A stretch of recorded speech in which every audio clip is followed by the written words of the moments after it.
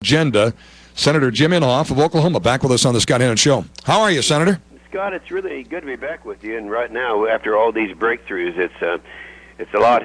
You know, I can remember starting with this thing 10 years ago, just 8 years of hatred. Everyone just, liberals don't like people. They hate people that they disagree with. Now it's turned around, and we're going to win this thing. There's no way in the world, and I want all your listeners to know this, that we're going to have any kind of cap and trade that will pass the United States Senate. It just isn't going to happen. And if you want to talk about the endangerment findings, we're glad to do that, too. Yeah, I do want to talk about that because I'm wondering if that isn't even a reaction to the Climategate emails. First of all, on our question of the day, global warming, fraud or fact? How would you answer that question? Oh, absolutely fraud. In fact, it was 6 years ago this month that I said it was the greatest hoax ever perpetrated on the American people. You're asking the easy one now. And besides, hey, for those out there who can't answer that right off the bat, let me give you a couple of quotes here. George Moybe, who's the Guardian, that's an environmental activist group, he said, pretending this is not a real crisis, talking about Climategate, isn't going to make it go away. Clive Crook, the Atlantic Monthly, said the stink of intellectual corruption is overpowering. But this is the big one. The UK Telegraph, which is about the largest paper over there in London, this is the worst scientific scandal of our generation. Now, so you don't have to go to people like me who've already made up their mind 10 years ago. Look at what's happening right now. Now, my question is that a lot of people wrestle with this issue of saying, okay, yes, there's climate change. Yes, there is warming in some areas, cooling in some areas. But to suggest there's anything we can do about it or that somehow it is man-made, that's the fraud. Do you believe that there is not warming, or do you believe that there is nothing we can do to impact it one way or another? Tell your listeners, those who are in doubt, to access my website. It's inhofe.senate.gov. And pursue this, and you'll go back and you're going to see enough stuff there that your mind will be made up. And we try our best to do it with on an unbiased way. But right now, so many things are happening that you have to come to the conclusion that we have had these changes since, in fact, on one of my talks that I gave that's on the website, since 1895, we've gone through 6 changes. And each time it goes from hot to cold or cold to hot, all of the hysterical people say the world's coming to an end. And I'm old enough to remember I was in the state legislature in 1975. At that time, even Time magazine on the front page said, another ice age is coming, we're all going to die. Then that same Time magazine a couple of years ago said, remember it had that pitiful polar bear on the last ice cube? So it's people make so much money off this thing, but God's still up there, and we're going to have these changes that we've had all throughout recorded history. And so that is what's going, and the same people will be waiting. By the way, it has not been warming for 10 years now. On the emails themselves and the Climategate, as it's appropriately being called here, what do you see as the bombshell of all bombshells? That when you read that exchange, that you said, well, exactly, there it is. There's the money line, the money moment. Well, I think the rejection of dissenting views, and here's another thing that people can do if they want to pursue that. 4 years ago, I made a speech because all of the scientists were coming to me and had been coming for several years, saying they won't let us have our views in the IPCC. The IPCC is what's behind this whole thing. That's the United Nations. And so I gave a talk talking about how the dissenting views were not allowed to come in. This is 4 years ago. How they're manipulating raw data. That's another thing that they've been doing. They've been destroying raw data. They've said the statement, I think probably to answer your question, the best one was, and this isn't verbatim because I don't have it in front of me, but when they said that the information that we have, if they ever find out there's a Freedom of Information Act in UK, destroy the evidence.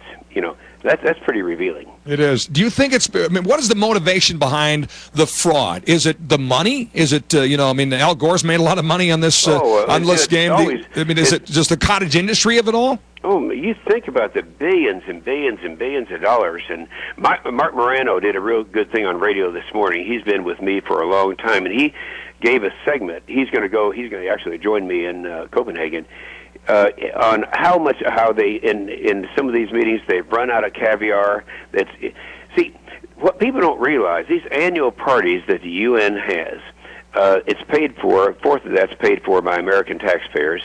And I remember when I was there in Milan, Italy. That was '03. That was one of the big meetings like Copenhagen is today. And I ran into someone that I had known in West Africa for a long time, and the country was actually Benin. And I said, what in the world are you doing here? You don't go along with all this stuff. And he said to me, oh, no, we don't, but this is the biggest party of the year worldwide. And you have 192 countries coming in, all you can drink, all you can eat, the caviar and all this stuff. That's what it's all about, and that's all a part of this big fraud. The thing that offends me most about that is that we're paying for it through our donations to the United Nations. So, I mean, so these scientists and the UN and everybody that is, has been perpetuating this lie, Al Gore, that whole, sort of, I affectionately refer to them as tree huggers, that whole movement, if you will. I mean, are they not true believers? Or are they just about sort of... It's money. If you look at Al Gore, Bloomberg 2 years ago said that he had gone through, and they documented the fact he had made at that time $100 million personally. Now, I don't have a recent figure, but it's really close to $1 billion. That's what this guy has made. And it's funny, how could a guy that has made $1 billion still charge people $1,200 a handshake, as he was going to do in Copenhagen? And then when people started talking about it, he rescinded that. So, yeah, lots of money. And some of these corporations that have come and testified before us, before the committee.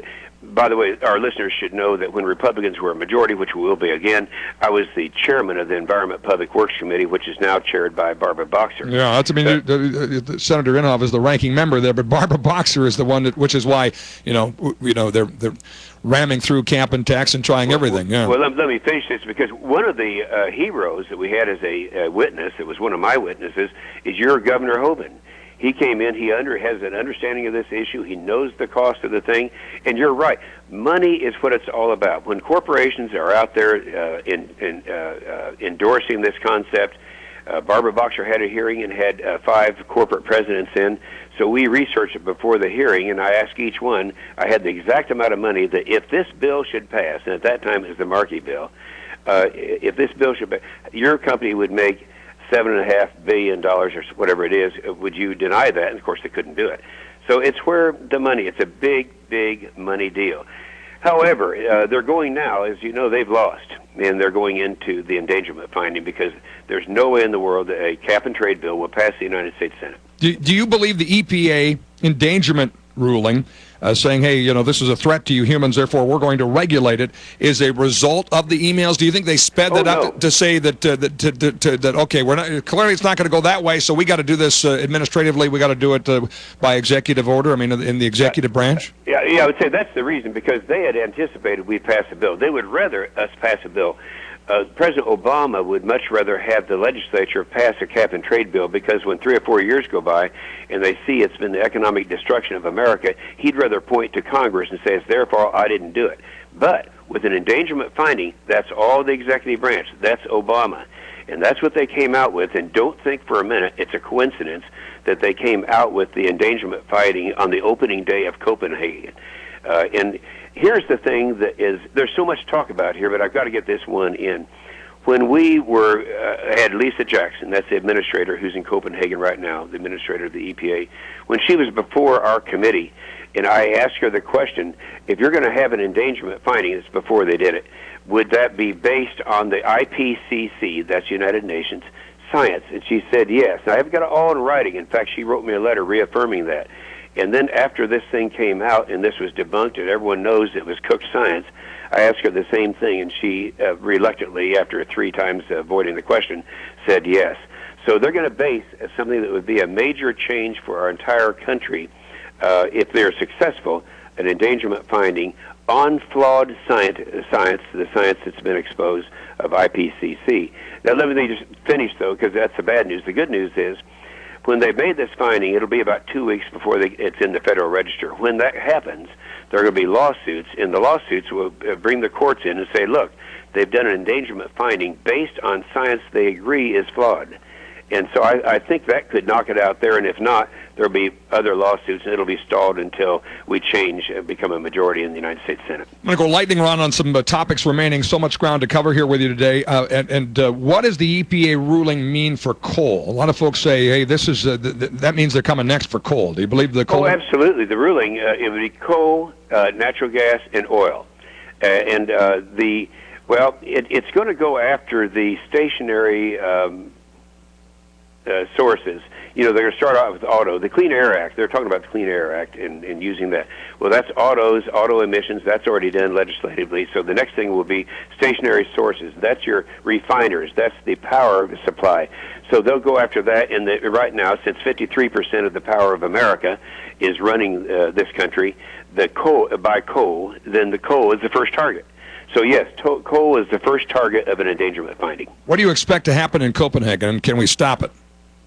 Well, yeah, we can stop it. It's a feel-good thing. We're going to have and the reason I'm going is that, and I told this, I don't know whether you saw my thing with Ed Markey or not night before last, but I liked how you told him he was in denial, because he clearly is. Yeah, I told him on CNN he was in denial. But they're up there, and what Obama's going to do, he's going to sit there at the dinner for the heads of state, and that's with all these heads of the 192 countries, and he's going to say that we in the United States are going to have a 17% reduction by 2020, and they're all going to applaud. The bad part of that is that a lot of countries in Western Europe, a lot of people who will be there, will believe that if the president says it, it's going to happen. They don't know that he can say anything he wants.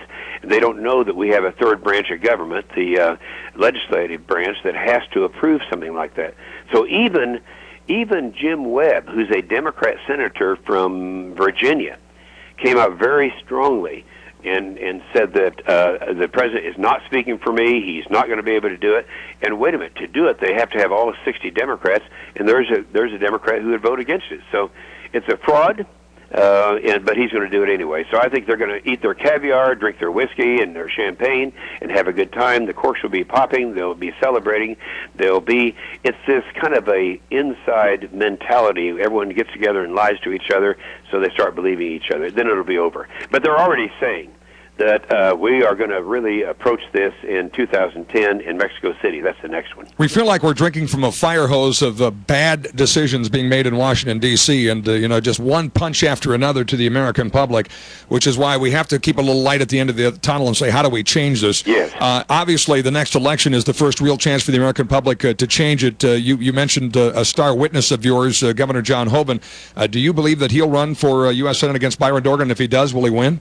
Well, if he does, he'll win, but I should be asking you if he's going to run because you are much more knowledgeable in North Dakota than I would be here in Washington.